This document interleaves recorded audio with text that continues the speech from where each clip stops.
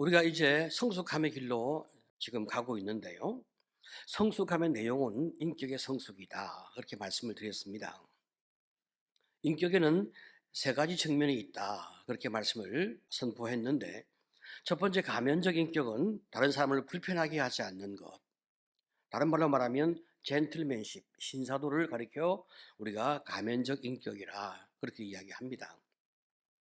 두 번째 내면적 인격은 자신의 죄와 연약함을 진실하게 고백하면서 하나님을 의지하는 그런 삶의 품격을 내면적 인격이다. 그렇게 또 우리가 규정을 하고 있습니다. 내면적 인격이 잘 형성되어지면 겸손하지만 당당하게 비전의 길을 갈 수 있는 능력과 힘을 하나님께로부터 계속 공급받게 되죠. 오늘은 마지막으로 관계적 인격에 대하여 생각을 해 보려고 하는 것입니다. 이 관계적 인격이라고 하는 것은 다른 사람과 관계 맺을 때 내가 어떤 모습으로 관계를 맺고 있나, 이것을 함께 우리가 생각을 하게 되어지는 그런 인격인데요. 인간관계 수준에는 우리가 세 단계를 이야기합니다. 가장 낮은 수준의 인간관계의 모습은 이기적인 관계입니다. 사람은 죄인이기 때문에 본성적으로 이기적인 관계를 할 수밖에 없습니다. 그래서 나를 위해서 타인을 희생시키는 그런 승패적 관계를 사람은 본능적으로 추구하게 되어 있어요. 하지만 우리가 계속 이렇게 살게 되어지면 누가 나를 좋아하겠습니까? 아무도 나를 좋아하지 않을 거예요. 그래서 최소한 우리가 관계를 유지해 나가려고 한다면 그 다음 단계로 가야 하는데, 바로 그것은 두 번째 수준인 승승적 관계를 이야기하게 되죠. 나도 행복하고 너도 행복해지는 그런 관계를 같이 추구해 나가려고 하는 거죠. 나도 잘 되고 너도 잘 되는 그런 관계를 함께 만들어 가보자. 그렇게 이제 우리가 생각을 하게 됩니다. 사람은 내가 나를 사랑하고 순종하는 만큼 남도 사랑하고 남도 이렇게 순종해 주기를 바라는 그런 관계를 가지게 되어지는데, 우리가 이런 관계가 가장 기본적으로 승승적 관계라고 말할 수 있죠. 내가 너를 사랑하니까 너도 좀 나를 사랑해 주고, 내가 너를 순종하고 존중하는 만큼 너도 나에게 순종하고 존중해 주면 참 좋겠다. 우리가 그렇게 이제 생각을 하게 되죠. 그런데 인간이 말이죠, 하나님을 떠나서 살아왔기 때문에 기본적으로 자기를 사랑할 수 있는 능력조차 없으니까 다른 사람을 사랑할 수 있는 능력도 그렇게 잘 만들어지지 못하는 거죠. 그래서 승승적 관계를 만들어 나가는 것도 참 어렵습니다. 다만 이제 우리가 예수를 믿는 사람이기 때문에 하나님의 사랑과 하나님의 은혜를 우리가 먼저 입었거든요. 자, 그러니까 주님을 묵상하게 되어지면 나도 내가 나를 사랑으로 품게 되어지고, 내 부족이나 내 못난 것도 내가 용납하고 용서할 수 있는 마음을 가지게 되어지니까 이제 사랑의 능력으로 내가 다른 사람도 사랑해낼 수 있는 사랑의 시작을 우리가 하게 되는 거예요. 그래서 주님의 사랑을 받은 우리가 최소한 나를 사랑하면서 나도 또 너를 사랑해 보는 그런 이제 관계를 만들어 가보려고 노력을 하게 되어집니다. 바로 이런 관계를 구약에서는 레위기 19장 18절에 뭐라고 말씀합니까? 내 이웃 사랑하기를 내 몸과 같이 하라. 그렇게 말씀하고 있는 거죠. 내가 나를 사랑할 수 있는 어느 정도의 수준이 되어야 그 정도라도 내가 다른 사람을 사랑해 볼 수 있는 그런 노력을 하게 되어진단 말이죠. 그렇지만 이제 여전히 이웃 사랑은 참 어렵거든요. 우리가 주님의 사랑을 받았지만은 그러나 내 마음에 아직 그 이기성이 완전히 없어진 것은 아니란 말이죠. 과정 중에 우리가 있기 때문에 내 마음에 드는 사람은 내가 좀 더 사랑하고 잘해주고 싶은 마음이 있지만, 내 마음에 들지 않는 사람은 우리가 외면하고 싶은 마음이 여전히 우리 안에 같이 공존하고 있단 말이죠. 그래서 하나님은 우리의 약함을 아시니까 우리에게 뭐라고 말씀하냐? 로마서 12장 18절을 보게 되어지면 할 수 있거든 너희로서는 모든 사람과 더불어 화목을 하라, 그렇게 말하고 있어요. 반드시가 아니라 할 수 있거든. 그렇게 우리에게 따뜻한 권면을 하고 있는 거죠. 모든 사람과 우리가 다 잘 지내기는 참 어려워요. 자, 그렇지만 할 수 있는 만큼 내가 최선을 다해서 화목하게 지낼 수 있도록 노력을 한번 해달라. 이것이 하나님께서 우리에게 주시는 권면과 부탁의 말씀이란 말이죠. 이것은 이 화목과 화해는요, 용서와 다른 거예요. 용서는 내가 나를 위해서 그 사람을 용서하는 거예요. 내가 그를 용서하지 아니하면 내 마음에 미움과 정오가 있어서 먼저 내 삶이 파괴되어지니까 내가 주의 말씀에 순종하는 그 마음으로 내가 나를 위해서 용서합니다.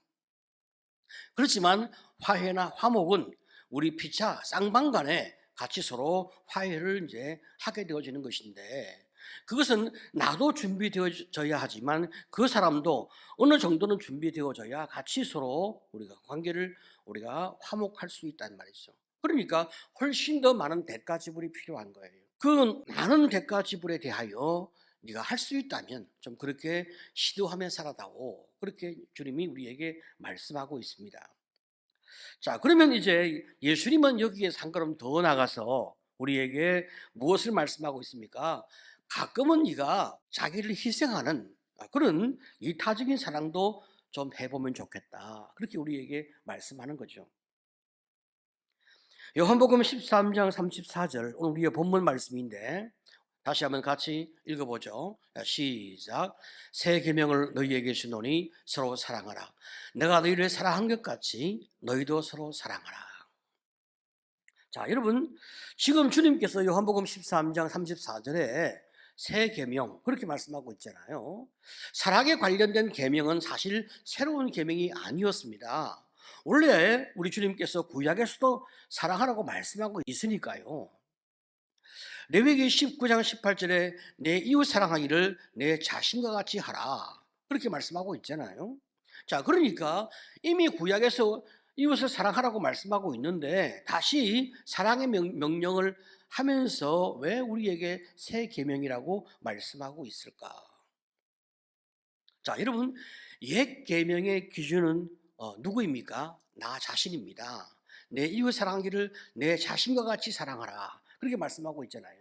그러니까 구약적 사랑의 기준은 내가 나를 사랑하는 것만큼 다른 사람을 사랑하는 거예요. 자, 그런데 신약적 사랑의 기준은 거기서 한 걸음 더 나가서 예수님이 우리 자신을 위해서 십자가에 못 박혀 죽은 희생을 한 것처럼 너희도 온전한 이타성으로 그렇게 좀 살아다오. 그렇게 우리에게 말씀해 주고 계신 거예요.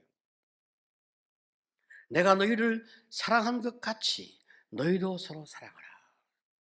참 얼마나 높은 기준을 우리에게 말씀하고 있는지요. 이 새 계명, 예수님이 우리에게 베푸신 바로 그 십자가의 사랑, 참 이것을 우리가 어떻게 적용해 나갈 수 있을까? 우리가 이 사랑을 적용하려고 생각하게 되어지면 예수님이 이 사랑을 어떻게 실천하셨는지 더 깊이 묵상할 필요가 있습니다.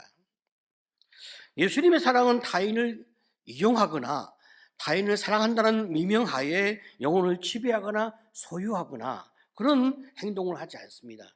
오직 그 영혼을 위해서 주님 자신이 진실하게 희생을 하십니다. 하나님이 우리에게 베푸시는 그 사랑은 다른 사람을 사랑하는 것이 주님께서 다른 사람을 사랑한 그 사랑이 기준이 되어진단 말이죠. 그런데 그 사랑으로 주님이 먼저 나를 사랑하셨거든요. 그래서 예수님의 이런 희생적 사랑이나 이타적 사랑, 이 죄인을 구원하신 사랑을 우리에게 적용하기가 참 쉽지 않는 거예요. 본래 우리가 타락함으로 말미암아 가지는 그 죄성 때문에 참 인간은 이기적인 그런 마음을 가지고 있으니까 내가 다른 사람과 승승적 관계도 쉽지 않은데 내가 한 걸음 더 나가서 다른 사람을 위해서 온전히 나를 내어주는 이타적 사랑을 어떻게 할 수 있을까? 우리가 이 사랑을 한번 해보려고 우리 삶에 적용해 보려고 생각을 하고 고민을 하게 되어지면 금방 우리 마음 가운데 두려움이 확 임하는 거예요. 나를 내어주고 나를 희생하면 내가 그렇게 인생을 살면 내가 너무 힘들지 않을까? 나만 손해보고 나만 죽는 것이 아닐까.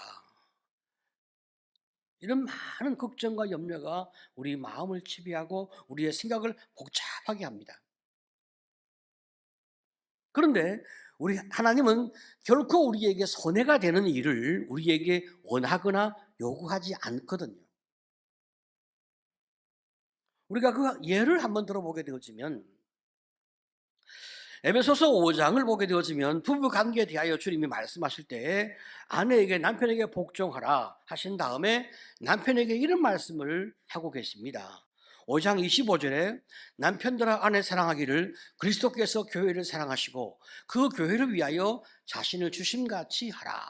그렇게 말씀하고 있어요. 예수님이 교회를 사랑하셔서 자신을 내어주시는 목숨 바치는 희생의 사랑으로, 그 이타적인 사랑으로 교회를 위해 자기를 희생한 것처럼 남편은 아내를 위해서 그런 희생, 십자가에 못 박는 그런 희생의 사랑을 하라, 그렇게 말씀하고 있거든요. 자, 그런 다음에 조금 지나서 주님이 또 이렇게 말씀하십니다. 에베소서 5장 28절에 이와 같이 남편들도 자기 아내 사랑하기를 자기 자신과 같이 할지니 자기 아내를 사랑하는 자는 자기를 사랑하는 것이라. 남편이 아내를 사랑하는 것은 자기를 사랑하는 것이라, 이렇게 말씀하고 있으니까 이 말씀의 뜻이 무엇인가 우리는 또 궁금해지게 됩니다. 이것은 말이죠, 예수님께서 교회를 위해서 희생하신 것처럼 남편이 아내를 위해서 희생하시는 것을 이제 실천하게 되어지면 결국은 아내가 남편의 사랑에 감동하게 되죠. 그래서 남편을 더 사랑하게 됩니다. 그런 결과가 따라오게 되어 있어요. 자, 그러니까 결과적으로 남편이 아내를 사랑하는 것은 자기 자신을 사랑하는 것과 같은 좋은 결과가 오게 되어지거든요. 다시 말하면 우리가 희생적인 사랑을 한다 해도 결국은 나에게 유익이라고 하는 결과로 그 결과가 따라오게 되어진다고 말하고 있습니다. 그러니까 하나님 우리에게 제시하시는 모든 삶의 방향은 다 우리에게 유익한 것을 제시하고 계신 거예요. 믿으시기를 축복합니다. 아멘. 손해가 없습니다. 사람은 말이죠, 본래 비의식이 많아서 자꾸 손해보는 것처럼 생각이 되는 거예요. 근데 그렇지 않아요. 그래서 우리가 사랑 베풀기를 두려워하지 말고 믿음으로 계속 사랑을 베풀어 가게 되어진다면 우리의 가족을 구원하고 또 더 나아가서 성도와 많은 이웃을 구원할 수 있을 뿐 아니라 그들의 사랑을 우리가 받는 그런 은혜를 입게 되는 거예요. 예수님은 자신을 희생하심으로 우리를 살려주셨습니다. 우리 역시 나를 내어주는 그 사랑을 통하여 다른 사람을 살리려고 하는 거죠. 그런데 사랑으로 사람을 살리려고 하게 되어지면 사랑하는 마음만 있으면 되는가? 그렇지 않습니다. 사람을 사랑할 수 있는, 살려낼 수 있는 실력이 갖춰져야 되거든요. 여러분, 의사가 사람을 고치려고 하고 살려내려고 합니다. 그러면 의사의 진심만 있으면 됩니까? 아니죠. 의사가 정말로 사람을 사랑하고 사람을 살려내려고 한다면 끊임없이 연구해서 최고의 실력을 갖추는 의사가 되어야 합니다. 여러분, 바울은 지금 목회자로 디모데를 세웠습니다. 다른 영혼을 섬기는 목회자로 그를 세웠기 때문에 사도 바울은 디모데에게 뭐라고 말합니까? 실력을 갖추라고 이야기하고 있어요. 제일 먼저 4장 12절에 누구든지 내 연소함을 업신여기지 못하게 하고, 지금 디모데가 목회자로서 영혼을 섬기려고 하는데 성도들 가운데서 디모데보다 나이가 훨씬 많은 그런 성도가 많이 있단 말이죠. 자, 그러니까 그들이 디모데가 어리다 보니까 디모데의 말과 그의 삶의 권위에 순종하지 않는 마음을 가질 수가 있거든요. 이러면 어떻게 디모데가 말씀의 권위를 가지고 성도를 가르치고 이끌어갈 수가 있겠어요? 그래서 다른 사람이 디모데가 어리다는 것으로 그를 무시하지 않도록 디모데가 자신의 실력을 세워나가라, 그렇게 말씀하고 있습니다. 디모데가 성도를 섬길 때 실력이 있어야 성도가 그를 존경하고 따를 수 있단 말이죠. 자, 그러면 우리가 사랑으로 섬기기 위해서 필요한 실력이 무엇이냐? 우리 성경은 두 가지를 제시하고 있어요. 첫 번째는 삶의 본이 되어지는 실력이에요. 4장 12절에 오직 말과 행실과 사랑과 믿음과 정절에 있어서 믿는 자에게 본이 되어. 여기서 말과 행동이 핵심이라고 말할 수 있죠. 그런데 말과 행동에 있어서 그 기준점을 제시해 주는 게 뭡니까? 사랑과 믿음인 거예요. 하나님을 의지하는 그 믿음, 그리고 주님이 우리에게 베푸시는 그 사랑, 그것이 우리의 말과 행동에 있어서 적절하게 잘 나타나질 수 있도록 네가 실력을 갖추라, 그렇게 말씀합니다. 자, 그러면 여러분, 우리가 말과 행실과 사랑과 믿음만 이야기하면 되는데 정절은 왜 이야기할까? 특별히 이제 이 믿음의 지도자가 세상과 하나님 사이를 왔다 갔다 하게 되어지면, 이 정절을 지키지 못하게 되어지면 그것 자체에 벌써 권위를 사람이 주기가 어려운 거예요. 우리가 영적인 지도자로서 우리의 삶의 길을 걸어가려고 하면 우리가 세상으로부터 좀 초연해지는 이런 또 태도가 필요하거든요. 자, 그러니까 우리의 삶에 있어서 말과 행동에 우리가 좀 좋은 모습이 있도록 우리가 그런 노력을 할 필요가 있는 거죠. 그 기준은 사랑과 믿음에 근거하여, 그리고 정절까지 갖추는 이런 모습이 갖추어지게 될 때에 본이 되어지는 실력을 가지게 되어진다, 그렇게 성경은 말하고 있어요. 자, 그러면 두 번째 실력이 무엇이냐? 그 전문성이거든요. 13절에 뭐라고 이야기합니까? 내가 이를 때까지 읽는 것과 권하는 것과 가르치는 것에 전념하라. 성경을 읽고 깊이 묵상할 정도가 아니라 어떻게 하면 성도들이 말씀을 잘 이해하고, 그리고 말씀에 순종하여 믿음의 길을 걸어갈 수 있는지 끊임없이 연구를 해서 그들에게 좋은 가르침과 좋은 방향을 제시해 줄 수 있는 그런 전문성, 말씀에 대한 전문성을 갖추라고 주님이 말씀하고 있단 말이죠. 더 나가서 15절에서는 전심전력하라, 그렇게 이야기하고 있어요. 이 모든 일에 전심전력하여 너의 성숙함을 모든 사람에게 나타나게 하라. 전심전력한다고 하는 말은요, 밭을 경작하는 것을 의미하는 거예요. 자, 그러니까 목회자는 목회를 하는 것이 무엇이냐? 밭을 경작하는 것과 같다는 거죠. 그러면 이제 목회자는 뭘 경작합니까? 성도의 그 마음밭을, 성도의 인격과 성도의 삶을, 그 영적인 밭을 경작하는 사람이 목회자라고 이야기하고 있어요. 농부가 실력이 있어야 밭을 경작하고 열매를 많이 거둘 수가 있습니다. 내가 키우는 농작물의 특성을 알아야 하고 밭과 흙의 특성을 알아야 합니다. 뿐만 아니라 날씨의 변화를 예측하고 모든 것들에 대하여 충분한 이해 속에서 적절한 작물을 심어야 좋은 열매를 거둘 수가 있습니다. 이 모든 정보를 우리가 잘 소화하고 제때제때에 적절하게 해내는 성실함과 부지런함과 인내가 있어야 농부는 농사를 잘 감당해내게 되어지는 거죠. 지금 사도 바울은 디모데가 실력이 있는 농부처럼 실력 있는 목회자가 되라고 강조하고 있습니다. 자, 이런 모든 것들이 잘 이루어질 때 너의 성숙함이 모든 사람에게 나타나게 된다고 이야기하는 거예요. 그러면 어떤 분은 이렇게 하기도 합니다. 아니, 꼭 이렇게 성숙함을 밖으로 나타내야 되냐? 혼자 성숙하면 되지. 뭘 티를 낼 필요가 있을까? 또 이렇게 생각하는 분이 있을 수 있어요. 그런데 지금 사도 바울이 너의 성숙함을 모든 사람에게 나타내게 하라, 그렇게 말씀하고 있는 핵심적 이유는 그 다음 16절에 나오는 거예요. 내가 내 자신과 가르침을 살펴 이 일을 계속하라. 이것을 행함으로 내 자신과 내게 듣는 자를 구원하리라. 디모데가 목회자로서 자신을 계속 성찰하면서 이런 노력을 해나갈 때 디모데 자신에게 도움이 되죠.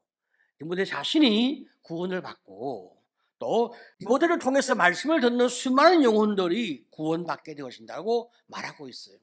내가 내 자신과 가르침을 살펴 이 일을 계속하라. 이것을 행함으로 내 자신과 내게 듣는 자를 구원하리라. 여러분, 목회자가 말이죠, 말씀을 연구하고 열심히 설교하는데 자기가 그렇게 살지 않잖아요? 그럼 제일 먼저 타락합니다. 그러니까 우리가 이제 목회자가 되어서 거들먹거리는 목회자를 보게 되어지면 참 저 사람이 위험한 사람이구나, 우리가 그렇게 느끼게 되어지는 거죠.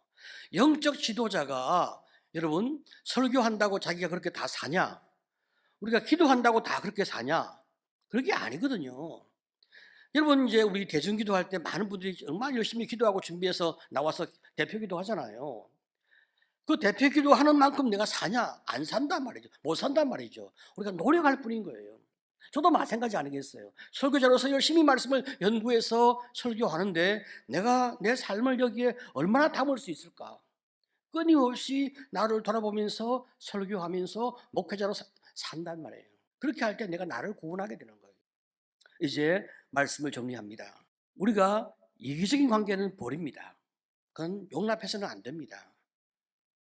두 번째, 성성적 관계. 이 관계는 우리가 꼭 지켜나갈 필요가 있죠. 모든 경우에 함께 유익하도록 노력하는 거예요. 그러나 가끔은 거기에 더 나가서 내가 예수님처럼 나를 희생하는 이타적 사랑도 우리가 베풀어 보는 거예요. 바로 이런 삶의 수준을 우리가 유지할 때 성숙함이 나타난다. 이것이 바로 사랑으로 관계를 이끄는 성숙이거든요. 자, 우리가 이렇게 사랑으로 사람들을 이끌어 주려고 하면 실력이 있어야 하지 않겠습니까? 자, 그러니까 어떤 실력이 필요합니까? 모든 관계에서, 인생의 모든 그 맥락 속에서 우리가 본을 보이는 실력을 나타내므로 내 주변의 사람도 참 우리를 본받아서 자신들도 본을 보여주려고 노력할 수 있는 그런 믿음의 수준을 우리가 만들어내는 그런 노력이 우리에게 필요한 거죠.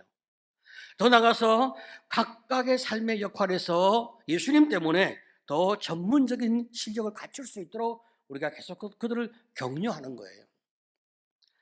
목회자는 말씀의 실력을 키워야 하고, 학생은 학업의 실력을 키워야 하고, 직장인은 자기 업무에서 실력을 키워야 하고, 주부는 가정 살림에서 실력을 키워야 합니다.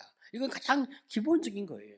여기에 더하여 인간관계에서 성성적 관계와 이타적 사랑의 관계를 적절하게 잘 구사할 수 있는 그런 실력이 갖추어져야 우리가 모든 영역에서 사명을 감당하는 아름다운 믿음의 사람으로 세워지게 됩니다.